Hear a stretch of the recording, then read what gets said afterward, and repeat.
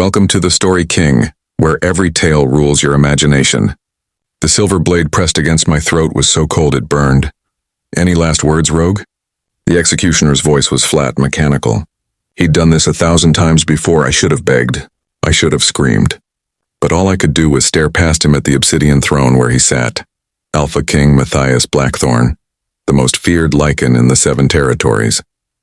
His eyes, cold as winter steel, hadn't left my face since the guards dragged me into his throne room. "Execute her at dawn," he'd said, his voice like gravel in midnight. "I want no trace of her left." That was 3 hours ago. Now, as the executioner raised his blade to deliver the killing blow, a sound shattered the pre-dawn silence, a sound that made every wolf in the vicinity freeze. A child's cry. "Mama!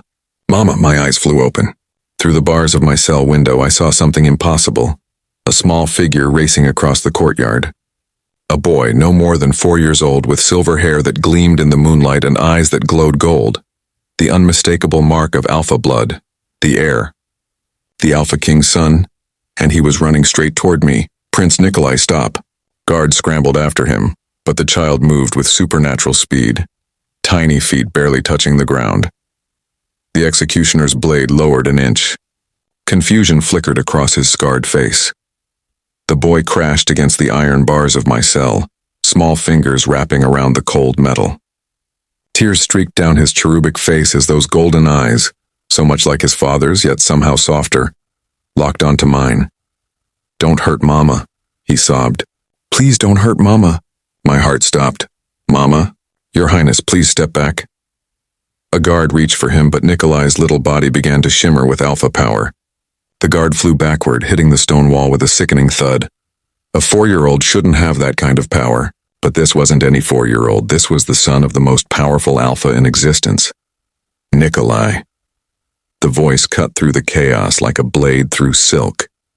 Every head bowed, every knee bent, every heart raced. Alpha King Matthias Blackthorn strode into the execution yard, his massive frame blocking out the rising sun. He wore only black pants, his scarred chest bare, every muscle radiating lethal grace. Power rolled off him in waves that made the weaker wolves whimper.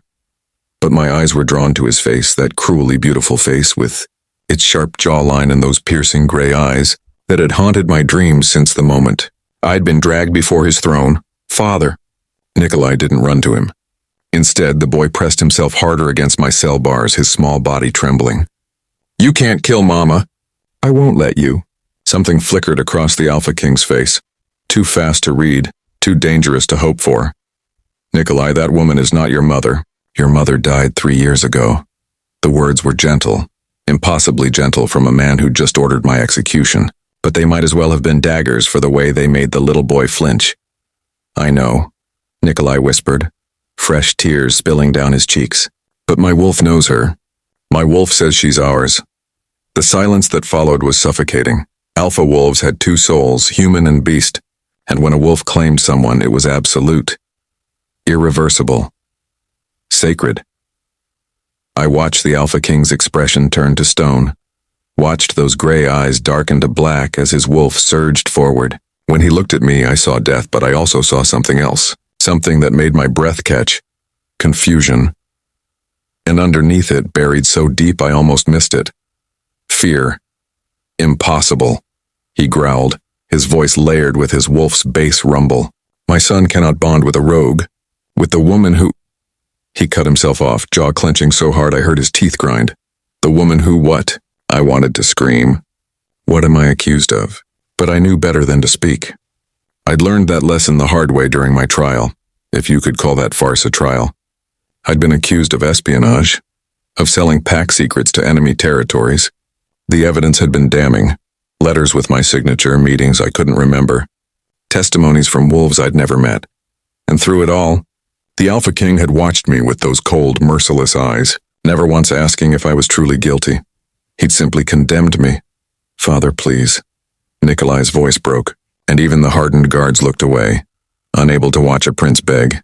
"Don't you feel it too? Don't you feel that she's enough?" The word cracked like a whip. Matthias closed the distance between us in 2 strides. He towered over his son, and for a terrifying moment, I thought he might hurt the boy. Instead, he knelt. The Alpha King, the most powerful Lycan alive, knelt in the dirt before his 4-year-old son. "Nikolai," he said softly, reaching out to cup the boy's tear-stained face. "I know you miss your mother. I know you're lonely. But this woman..." His eyes flicked to me and I saw something raw in their depths, something that made my wolf whimper. "Cannot be what you need her to be." "Why not?" Nikolai hiccuped. "Because I've ordered her death, and an Alpha King cannot take back his word." The finality in his voice made me close my eyes. This was it then. Even his son's tears wouldn't save me. Then kill me too, my eyes flew open. Nikolai had stepped back from the bars and now stood between his father and me. Tiny fists clenched, small body rigid with determination. "If Mama dies, I die. My wolf won't survive without her." The Alpha King's face went white. "Nikolai, you told me that when a wolf finds their person, rejecting them is like cutting out your own heart." Tears streamed freely down the child's face, but his voice was steady. "You said that's how you felt when Mom died. That every day without her was agony." Matthias flinched as if struck. "My wolf found her father, and if you take her from me, I'll feel that agony too. Every single day." Nikolai's voice dropped to a whisper. "Is that what you want for me?" The silence stretched so long I forgot to breathe. Then, slowly, the Alpha King stood. He stared down at his son, something terrible and beautiful warring in his expression. When he finally looked at me, I saw a man at war with himself. "You have 1 month," he said, his voice void of emotion. "1 month to prove you're not the traitor my intelligence reports claim you are. 1 month to prove you're worthy of my son's bond." Hope flared in my chest, fragile as a candle flame. "But know this, rogue." He leaned close to the bars, close enough that I could smell his scent, pine and smoke and something darkly masculine. His gray eyes bored into mine with an intensity that stole my breath. "If you hurt my son, if you betray us, I won't give you the mercy of a quick death. I'll make you beg for the blade. It should have terrified me. Instead, I felt my wolf purr, because underneath the threat, underneath the ice and steel, I heard something else in his voice. Possession. "I understand, Your Majesty," I whispered. He stared at me a moment longer, something indecipherable flickering in his eyes. Then he turned to his son. "Come, Nikolai. It's time for breakfast."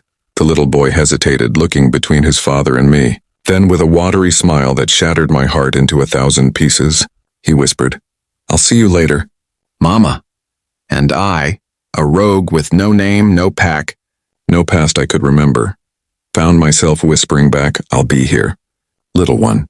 As they walked away, father and son, I saw the Alpha King's shoulders tense, saw the way his hand clenched and unclenched at his side, as if fighting the urge to look back. He didn't. But as the sun rose over the execution yard, painting the sky in shades of blood and gold, I could have sworn I heard his wolf howl. The month passed in a strange sort of limbo. I was moved from the execution cells to a small cottage on the palace grounds, still a prisoner, but a comfortable one. Guards watched my every move, and I was forbidden from leaving the property. But twice a day Nikolai was allowed to visit. Those visits became the highlight of my existence.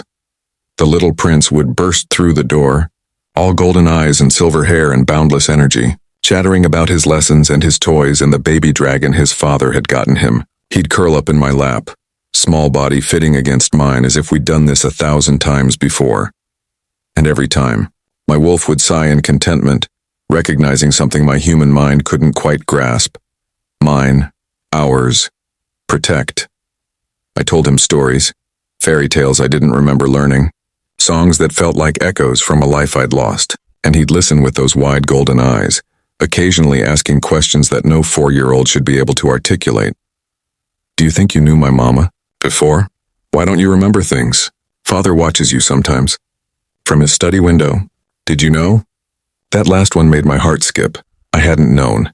But now, as I sat in the cottage garden with Nikolai sleeping in my lap, I found my eyes drifting to the palace's western tower. To the window I now knew belonged to the Alpha King, and sure enough, there he was, a shadow against the light, still and silent as a statue, watching. Our eyes met across the distance, and even though I couldn't see his expression, I felt the weight of his gaze like a physical touch. He stood there for a long moment. Then deliberately he closed the curtains. but not before I saw the way his hand lingered on the fabric, as if it took every ounce of his control to turn away. The investigators came on the 28th day. "We've reviewed your case," the head investigator said, his wolf eyes shrewd. The signatures on the letters were forged. The witnesses recanted. They'd been paid by a rival pack to frame you. And we found no evidence that you ever had contact with enemy territories. Relief crashed through me so hard I nearly collapsed. "However," he continued, and my hope stuttered, "we still don't know who you are. Your scent doesn't match any pack registry. Your description doesn't match any missing persons reports. It's as if you didn't exist before you appeared on our borders 3 months ago. That's because her memories were tampered with." The voice came from the doorway, deep and commanding.